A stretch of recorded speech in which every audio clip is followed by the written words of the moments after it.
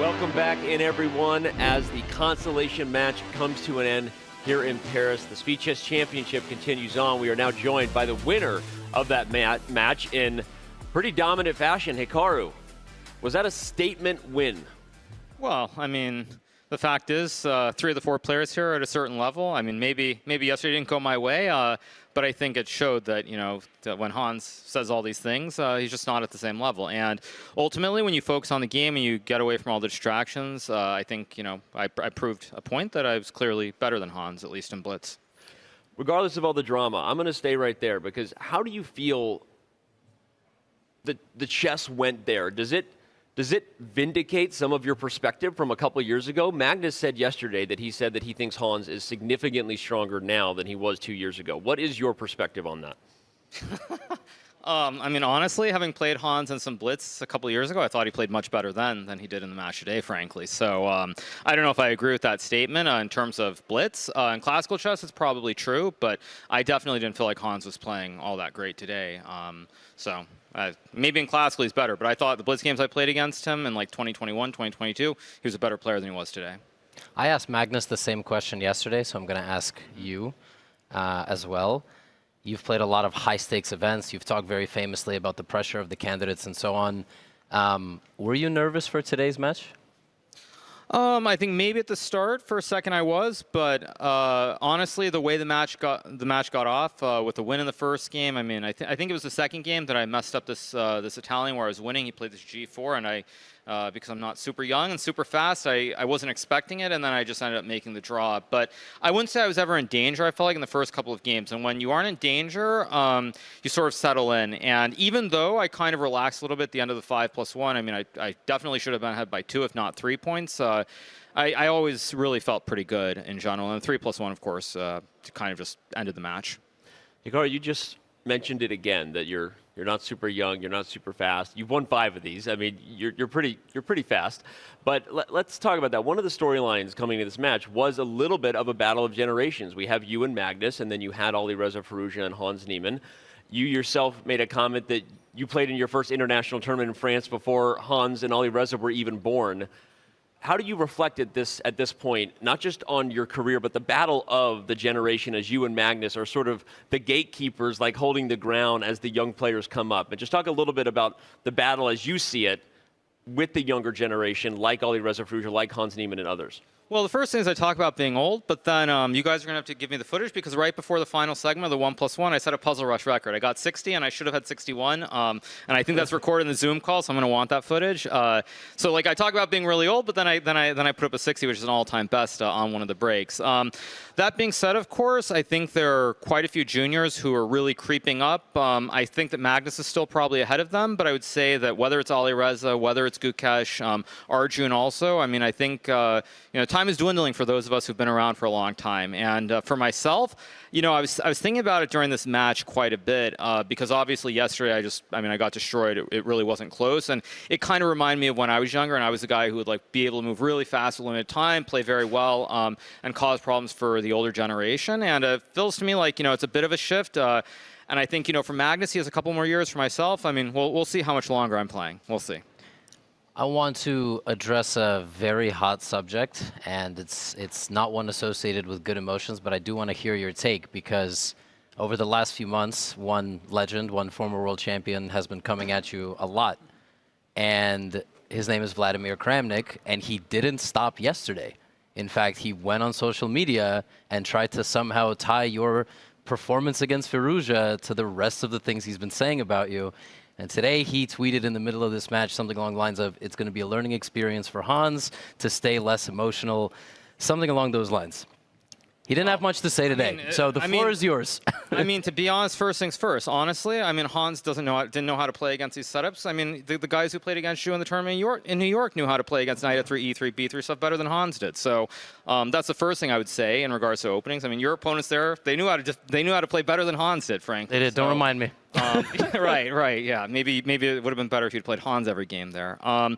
Yeah, I mean, I think I think at the end of the day, though, I mean, it's very clear that as far as Kramnik's stuff goes, it's complete nonsense. He has a vendetta against chess.com, definitely against myself as well. There's no doubt in my mind about that. But the fact is, most people see the truth, and it's a shame that he's kind of lost his mind. But I think what I would also say is that it can be very difficult once you're past your prime, once you're no longer relevant, to kind of move along. And I think, just broadly speaking, when you look at chess, most people, they struggle. And it's certainly a situation where, because it's a zero-sum game, there's a winner and there's a loser, it's very hard to deal with it. And it's like I could be the same way. I could lose to Firouzja yesterday and be really upset about it. But actually, I try to look more on the bright side of all these things. And I think back to like the games that I played. A lot of people probably wouldn't know this, but I played Firouzja in the early days of my stream. I think like late 2018 into early 2019. And I'm sure that no doubt that helped him on some level to improve a little bit quicker. I'm not going to take like tons of credit. Of course, it's not that big of a deal. But still, you really should look at it as something where you have your amount of time when you're very good, when you're at the top. And if you can kind of push chess forward in some way, whatever little way it is, I think that's a good thing. And I'd also say on that note, I mean, it's not 100% set, but I'm probably going to be playing a match against Faustino Oro in the near future. And again, I feel like it's one of those things that I can still do to contribute, to try and give back and help the people who will eventually become much better than I am. It's amazing. Well, speaking of your match with Firouzja, someone who has gotten much better, not better than you yet, but he was better than you yesterday. He's playing Magnus, the first time you're not in the final. What kind of chances you give Firouzja tomorrow? Because this year has been a year where Alireza seems to be playing some of the best chess, maybe as good as he was before and leading up into the candidates in Madrid. So your thoughts on Firouzja, how tough he was yesterday and how tough he will be for Magnus? Yeah, I mean, I think I said this in my interview with Levy, but one of the problems I feel with chess is that everything is dictated by one result. So Firouzja did terribly in the candidates, lost 30 points, and I think because of that, it's, a lot of people look, or I'm sure he looks at it as a bit of a failure, but in the events that have been less, where there's less pressure for him, he's played very well. He won, I think, one of the Chess Champions Tour events. He played very well against me yesterday, and I mean, I feel like if I look at the juniors, just based on the peak that he had over 2,800, he is the one with the most potential still, I feel. So it should be a very exciting match. And I think also Firouzja is the one junior who, when you look at bullet, he's extremely good. He's played a lot of bullet chess online, which certainly has helped him. And I think in this format, that could play a huge role in terms of him potentially winning tomorrow. Okay. Hikaru, honestly, it's amazing to hear you talk about the next generation. I'm not going to lie. You're still world number 2. Yeah, you're still. Let's not forget. Yeah, I mean, I know a lot of people talk about those sorts of things, but I think I've said it before, and it's a lot of it is about the motivations and whether you enjoy it. And I think for myself, if I look at the matches yesterday or today, honestly, I really couldn't find a lot of motivation to prepare. I did a little bit of preparation, but not a whole lot. And I feel that if it becomes something where I can't really prepare very well, or I don't feel the motivation to prepare, it's not going to be fun, and so I'm probably not going to keep going, is what I would say to all the people out there who think that I'm just making things up. But at least for right now in classical, I mean, I think I still have a little bit left in the tank. What are you going to do when you are not playing like all of these high stakes? Are you going to garden, learn guitar? Well, I mean, I think the future is unclear, I would say. But, at the end of the day, I think I'll always be involved with chess. But I think for me, the main thing is I look at it as what can I do to try and give back. And I think also towards the end of this match, I was thinking a little bit, and sometimes I get emotional about these things, but I would say that I was thinking like at least one time I was able to play in front of the fans, because most of these Speed Chess Championships I haven't. I mean, I know I did in South Africa years ago, but to have the chance to play in front of the fans at least one time was quite nice. It's amazing.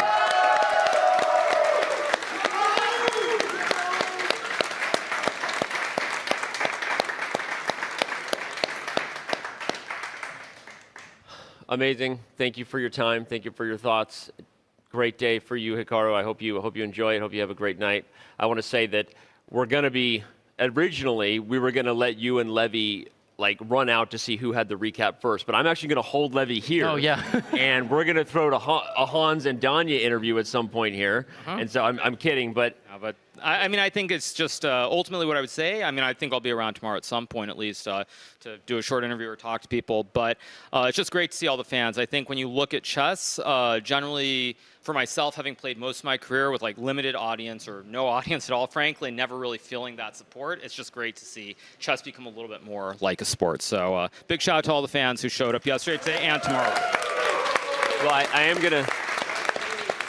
I I am going to say, and this was not staged, it was kind of funny. I did my first sit-in with the fans and just turned to two randoms and was like, hey, how'd you get into chess? And it was like, oh, Hikaru's my favorite streamer. Oh, Hikaru's my favorite streamer. So I just want you to know, I think the support here and the fans, obviously, it means a lot to hear you say that, and couldn't agree with you more.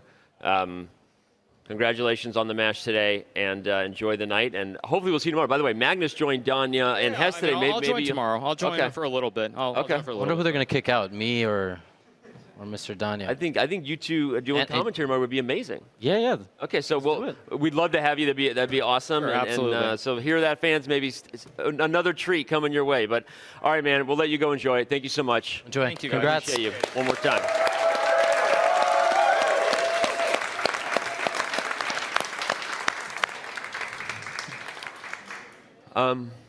That was quite the interview. Honestly, seeing Hikaru express himself in that way and to share I'll say this, that's a side of Hikaru that I know is in there, and I've seen it more than many people have, and I know that he speaks from the heart in terms of how he cares about the growth of the game and the fans, and to see him express and share himself in that way, that meant a lot, and that was awesome. Yeah, I grew up knowing Hikaru as just a dominant King's Indian chess player who was always attacking, always trying to create some sort of a interest in chess and a rivalry with Magnus, because I only burst into any form of scene in chess. I was a chess teacher in New York City. I had my little bubble, but then the pandemic happened, and that gave me a fast track into getting to know him as a chess player, as a chess content creator. I would call him a friend, and to see him, still at this age, competing and, getting first and second in all these events and talking about how he's had a 20-year career where, yeah, he would just play in a, dark room hundreds of games every night, and he's never had an opportunity to play in front of fans. And now if you really think about it, the stuff he says is not just interview fluff to, sound better. People have to understand, yeah, he did play Firouzja in 2018. 6 years in the life of Alireza Firouzja is 30% of his lifespan. He was playing Firouzja when he was a 14, 15-year-old. Imagine getting 1,000 games of practice against the top 5 athlete in any walk of life. It's it doesn't make any sense. It's one of the things that the internet has done. Yeah, and right? he plays against Nodirbek. He plays against all these Indian players as well. And I mean, you name it, Faustino Oro. And it makes news when they beat him. But the story really there is imagine playing 10 to 20 training matches against one of the top tennis players in the world, for example, and here you get hundreds. So it was a special interview. It was cool. Special interview. Thank you to Hikaru for doing that for us. And we have another interview getting set to go upstairs. Should be another special one. Grandmaster Daniel Naroditsky is joined by Grandmaster Hans Niemann. Take it away, guys. Thank you, Danny. Thank you, Levy, for interviewing Hikaru. Grandmaster Hans Niemann, it's very gracious of you to join for an interview, part 2. Didn't think I'd be interviewing you twice in a month.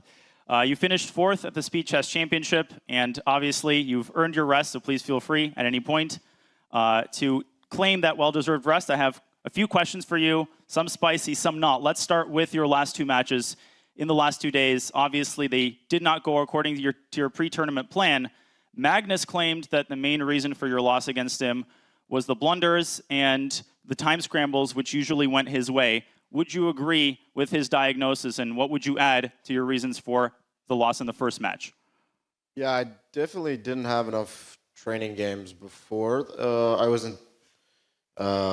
had obviously played all these sort of series of matches with Rapid and Blitz, but I think I realized that I hadn't played online Blitz in other than my matches. So I don't think that I was as fresh or sort of in form.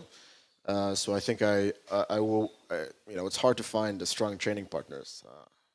Perhaps I should message you to play privately on Lichess. But you can't tell chess.com. Anytime, any website. Yeah, no, I think it was more so the lack of form and practice. I think that in the future, in matches against Maxime and Wesley, I sort of just completely winged it because I was traveling nonstop. So I felt that it was more important to be in a good mental state, but obviously there were many games that were sort of flipping, and I don't think it was the middle games. I felt quite good, and I didn't feel, let's say, positionally or strategically inferior, but I don't think I was as my time management was very poor, and they're both very, very good at punishing, in simple positions or when I'm time pressure. So I think, obviously, it was my first time playing against them, so I didn't really know what to expect. So certainly it was a good lesson. Do you think the fact that you were under the bright lights literally, as you said, felt quite different from the previous SEC matches you played and must have felt different from the OTB matches you played against Giri, Bakro, etc.? How much weight would you give the atmosphere, the environment, all of the cameras, and the fact that obviously Magnus has a lot of experience dealing with all of that? Yeah, I think I was so focused on the game that I didn't realize how much how hot it was, and I was wearing this sweater and I was sweating quite profusely. So I was a bit distracted by that, by the game, to not sort of optimize. But yeah, I think I don't feel sort of any main difference playing on the computer. Obviously, there were a bit of, let's say, sort of a lag or some mishaps, which were a bit distracting, but in general, I think it's nice to play in front of fans. Let's get to the second match. Today, obviously, also did not go according to plan.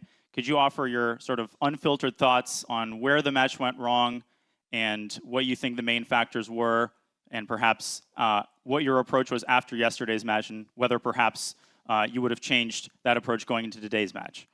Yeah, I think obviously there was this first game, the 3+1, where I had just come back winning 2 games in a row, but there was no sort of consistency and stability in my play. So my confidence, the thing in my previous matches is that I never really was behind in any of them. Against MVL, I was down 1 point, and that was the biggest margin. And against Wesley, I was in control the whole time. So first time playing the Future Championship, of course, playing these matches when I felt like I was in total control, going to a match where you're sort of starting down, if you haven't experienced it before, it's a very, very difficult mindset shift, because in these 2 matches, everything sort of just flowed, and at every moment where I felt like I was outplaying them, there was something off. It was maybe the time management, or it was some just stupid blunder. So in every sort of, let's say, position, every game, there was one ingredient missing that sort of was the catalyst for things going wrong. And then, obviously, I tilted in the 3+1. That was, quite unnecessary. I think that if I'd even the score at 5-5 and sort of, I also these matches, the confidence and just the self-belief, it's like you can't stop doubting yourself if things go poorly. So it's a lot of, the start is so crucial. So I would say that I didn't have enough experience, obviously, against 2 players of their caliber. And to be down, because in the past matches, even though many people considered me an underdog, I felt like everything just flowed perfectly. So I guess I should find a way to find that flow even against more resistance. Let's get to a few more general questions. I have a question about the sort of before and after. Starting with the after, you've already put out a few tweets. Just recently, you congratulated Hikaru. Yesterday, you said no excuses. Can you give us an insight into what the next, 1-2 months of Hans Niemann's training regimen will look like? And to what degree do these previous 2 matches change your perception of the gap between you currently at your mental state and your chess state and the very top, the Hikarus and Magnuses? How will you approach your learning experience and the process of analyzing these matches going forward? Yeah, I think that their main strength is of course experience and dominating for so long. You could just tell that I think that a lot of these games, when both players are very strong, it comes down to these scrambles. It comes down to the minute details that aren't even chess related when it comes to time management. And because I wasn't as sometimes you just like the art of time management is something that I don't think any chess player comprehends. Sometimes you just manage your time in the right way and everything goes well. So I think that on a purely positional understanding, strategic, on that level, I don't feel that I'm inferior. I do think I have a lot less experience, which might cause me to take more time to understand certain things, but I do think I'm younger and sharper in certain regards. So I think the main point is to reach their level, there is certainly more opening work to be done. As you know, in these other matches, I was in complete control, so I could play the Berlin every game. But obviously, when you deviate and when you deviate and they're in control, they're going to try to kill the game. It's a very delicate thing. So I think that's with some opening work and more experience, and perhaps the right mindset, I do think that I can defeat them. There were moments where I felt like some holes and some weaknesses, and some openings, but they're very, very small, and you need to be very efficient to do that. So I have about 2 weeks. I'll be playing I've been invited to an invitational event. It's a big surprise. I'm playing the Gashimov Memorial. It's a Rapid Blitz tournament, and then obviously at the exact same time as this, I'll be playing the Champions Chess Tour. So I won't have much break, but I'm looking forward to the next year, and I think that I'm obviously only 21. But you know, I think that the most important thing about to leave from this is that my main objection against, let's say, my critics in the chess world is that I just simply want the opportunity to play. So I'm glad that I qualified and I got to play. I'm not asking for special treatment. All I want is the chance to prove myself, and I'm appreciative of the lessons I've learned. Of course, I might not be the most respectful person, but I would hope that you appreciate what has been done to me, and I think it's time to leave that in the past and let the chess speak for itself. I think your detractors and your fans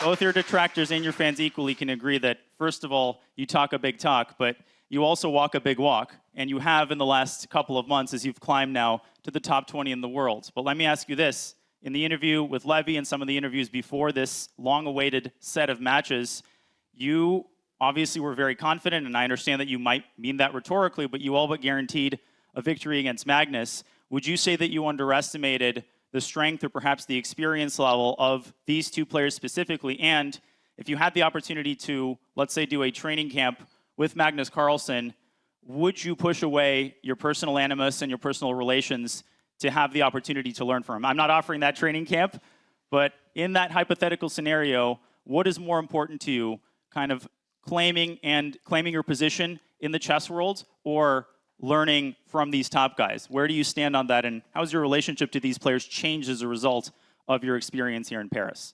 Well, you know, I think that having a training camp with either of my opponents would, you know, I think that as a competitor, you can't really view people in that type of, let's say, superior way, even if they might be better than you.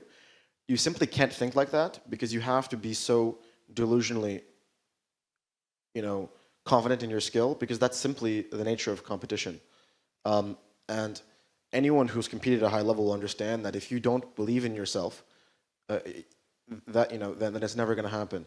And my, as some people might call it, delusional belief in myself, was when I was a 24-16 international master, and I said to a bunch of grandmasters, I said, I'm going to be 2600 in 1 year.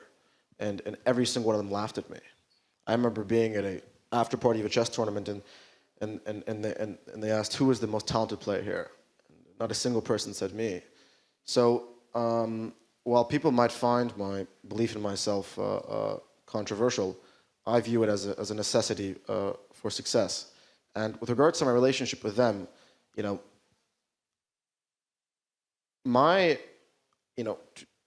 to not rehash things, I am not the aggressor here. I'm just sort of was sort of an innocent bystander in everything that happened, unfortunately. But with regards to moving forward, I did surprisingly receive an invitation to the Freestyle Chess Tour a day before the tournament started. So perhaps that is a peace offering, or maybe they had to invite me. So I don't know if they had. So I look forward to competing in that. Obviously, an invitation isn't guaranteed, but I do hope that the invitation to the Freestyle Chess Tour means that I won't be directly avoided, because I mainly take issue with losing opportunities to compete at the highest level. And if Magnus and Hikaru simply told organizers, we have no issue competing against him, we think he's one of the best players in the world, then that would be the end for me. That is all that needs to be done, and I hope that my invitation to the Freestyle Chess Tour is a sign of that. But I don't think I could do a training camp with them. I think I'll have some camps with Kramnik. Which segues me into one of my last two questions, Hans. One specific, one more philosophical. I want to ask you about Kramnik. Obviously, contentious figure, as Levy pointed out. Hikaru had some choice things to say about him. Now, Kramnik, he started his campaign against cheating with a video about you that I think he since deleted, where he expressed some suspicions about a game that you played. Now, everybody has said things that they take back. I'm not trying to reopen old wounds, but I have sort of two questions, and you can answer either or neither. The first is, you have to admit that most chess players, most independent chess players, do very strongly disagree with a lot of Kramnik's assertions, his methods, a lot of his accusations. I can speak to that personally. What would you say to his sort of anti-cheating allegations, and do you agree with his general approach? And on a second note, what do you find impressive about Kramnik? Can you share a little bit of what Kramnik has taught you about chess, perhaps about life, and what do you think is misunderstood by the chess public at large about Vladimir Kramnik? Yeah, well, I obviously have been a victim of false accusations, so I'm probably the least accusatory and the most sympathetic to false accusations, right? So I certainly, what Kramnik, who he accuses and what methods he uses, that's his business, not mine. When he did, let's say, accuse me or simply ask a question, I more so think that Kramnik has an issue with, certain... I think that for him, when he poses certain questions, it's simply that he wants things to be properly investigated. And that's perhaps his perspective. Maybe I'm interpreting... Do you see how people can think no, I certainly, heavily insinuating that like the majority of GMs are cheating? Yeah, the thing is, my experience with Kramnik, obviously, I reacted to his video in a certain way, and I reacted with diplomacy, and I reacted with respect, and after we did set up a training camp in Geneva, obviously, he's been a great mentor and help, but in terms of his cheating accusations, I'm probably the last person to accuse anyone of cheating. It's like I'm probably the least paranoid of them all, because for me, I could never imagine myself doing anything, so then I would assume that no one else would. So people might find that ironic, but that's the reality. I do think that certain accusations, obviously, I don't agree with, but I do think that, I have no interest in continuing unnecessary strife with large chess organizations. I hope that you might, I recognize that it's in the best interest of myself and chess to not, extend certain arguments. But I think that people have opinions. Certain things go too far, but he's entitled to his opinion. And, unfortunately, there are many other players who also accuse people falsely, and I don't think they've been held to the same standard.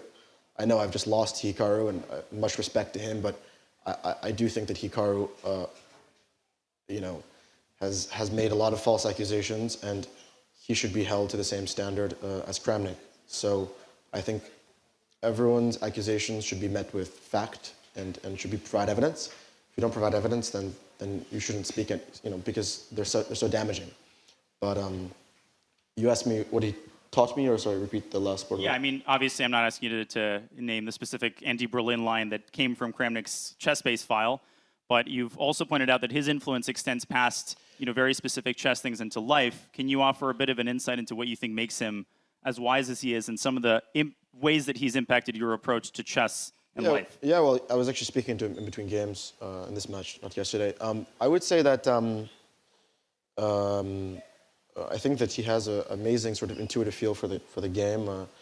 He came to a rapid match in in Paris against Bakro, and he watched one game, and he immediately pointed out how I was playing too quickly. I need to pause. He told me this story about Anand and how Vishy was an extremely fast rapid player, but what made him so dangerous was that he knew the exact moment to pause, and he explained that rapid is all about knowing when to pause, when to think, and playing quite fast can be quite effective, but if you don't pause at the critical moment, then it's just a waste. So, those types of experiences, and he,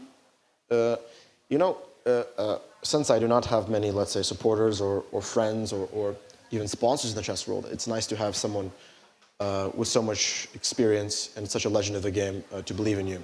So I would say that those are the main ways that he's helped. Do you wish that he would shift his focus in his public-facing statements from what he's doing now to offering his chess wisdom? Do you regret that he has the reputation, which I would argue is perhaps not well-earned in terms of any hate, which should be disparaged, but in terms of people's objective assessment of the majority of his statements, do you wish that he would shift his focus and offer some of that wisdom to the world? Well, he's coaching the Uzbekistan team, so I guess he's offering some wisdom. I do think that it's important for there to be not just to be one consensus, and in the chess world there's often one consensus, and I think we should welcome challenging voices. However, cheating accusations are a very serious thing and have a serious detrimental impact on people's careers. So perhaps it's not my job to judge, but he could certainly be more diplomatic, as can I. But sometimes when you or believe in something, you are not as diplomatic as you should be, which in some cases is necessary, some cases it's not. He has a lot of wisdom to bestow, and I think he has the right intentions, but I guess it's for the people to decide, not me. Final question, Hans. Obviously, there's been a lot of labeling done. People see you very differently. You've been called the bad boy of chess, the villain of chess. Obviously, you've been compared to Fischer, sometimes positively, sometimes not. Fischer is another one of your idols. Do you embrace this label? You called yourself a revolutionary in the Levy Rosman interview that triggered some waves. How do you see yourself, and do you wish that your general perception by the chess public were redefined, or do you embrace that label, and does it carry you forward? How do you wish the chess public's perception of you to change in the coming months? To be honest, I don't mean to mock Hikaru, but I really don't care about what people think of me and how the public perceives me. I only care about if I'm a good influence on whoever my supporters or fans are. I only care that if I manage to be an inspiration to others.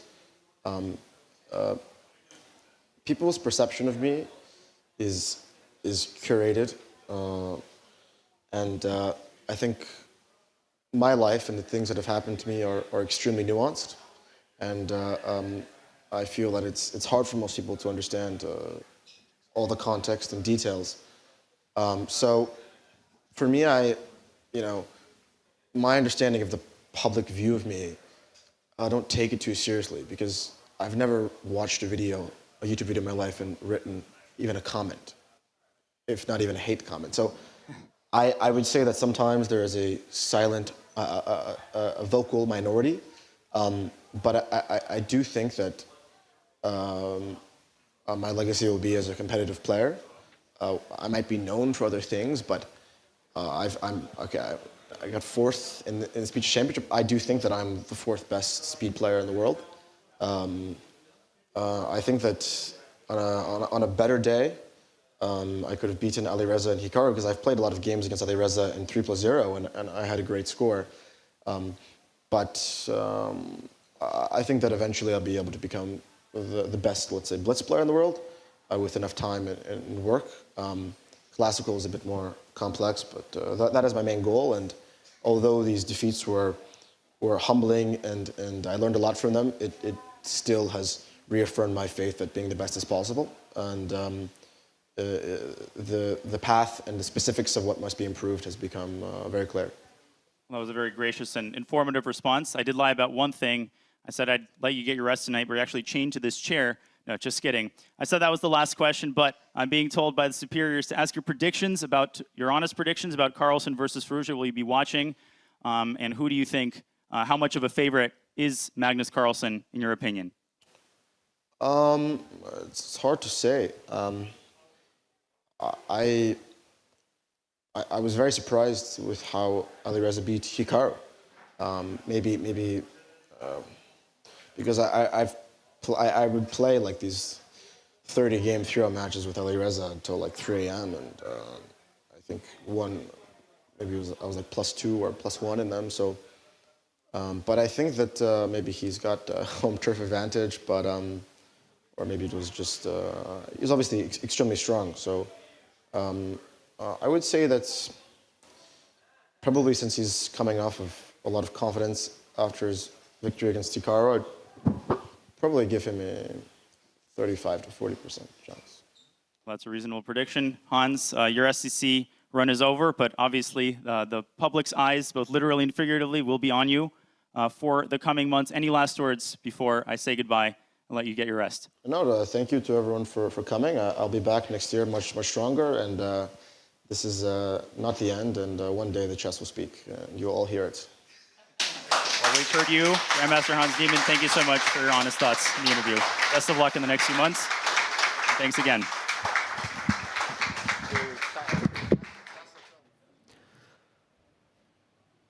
One of the greatest interviews of all time. Well, we are back. We heard two, I thought, very interesting interviews. The Hikaru interview, a lot shorter. Cristian, your thoughts on the interviews? Well, first of all, I think it was very cool to hear Hikaru and his perspective on his career, most importantly, but also the fact that he said, look, there are 3 players that were on similar levels going into these matchups, and 1 player that was not at the level for the moment, but definitely could potentially arrive there in the future. Nevertheless, for the moment, he wasn't there, and he made that perfectly clear. Now, also, he put his career in a perspective. I thought that was very cool, but still agreed to the fact that he has a few years left in classical chess. And to be honest, I have a feeling he has quite a few years left in Rapid and Blitz as well. So definitely that was very cool to hear from Hikaru. You guys will hear more from him in his official recap. Now, about the Hans interview, to be honest, somewhat what I expected. Obviously, you're not going to be able to brazenly talk trash after you just got absolutely dismantled over the board. You're going to have to eat the humble pie and move on. But yeah, as he said, he's probably going to be around for a while. People want to see him. People enjoy his persona. Perhaps we need his persona in the chess world. But yeah, in terms of level, he still has plenty to climb. Absolutely. I have to say, for me, starting with the Hans interview, I didn't expect him to be so collected after this crushing defeat. So I think kudos to him for that. One of my main takeaways is, at least in this interview, the problem with Hans is, you see so many different sides of him. But for example, when he's with Dania, he seems a lot calmer than when he's with Levy, for example. So, who knows? But to me, it feels like Hans is ready and wants to turn the page on, everything that has happened. And I hope he gets, personally, I have to say, I hope he gets another chance. I don't know your thoughts. Well, I mean, you mentioned the 2 interviews and how distinct they were from each other. To be honest, it's not about who he's having the interviews with. It's about the state he's in and the result of the match. He had an interview with Dani after he won against Wesley, and he was pretty brazenly attacking everybody that he could. Obviously, once you lose and you eat the humble pie, you're not going to be able to talk trash, and that's what we're seeing. It's all about the result. It's not necessarily about the person that he's having the interview with. So we're going to have to wait and see. He's going to have, look, he mentioned this idea, and look, as a competitor, you're always aware of this type of idea.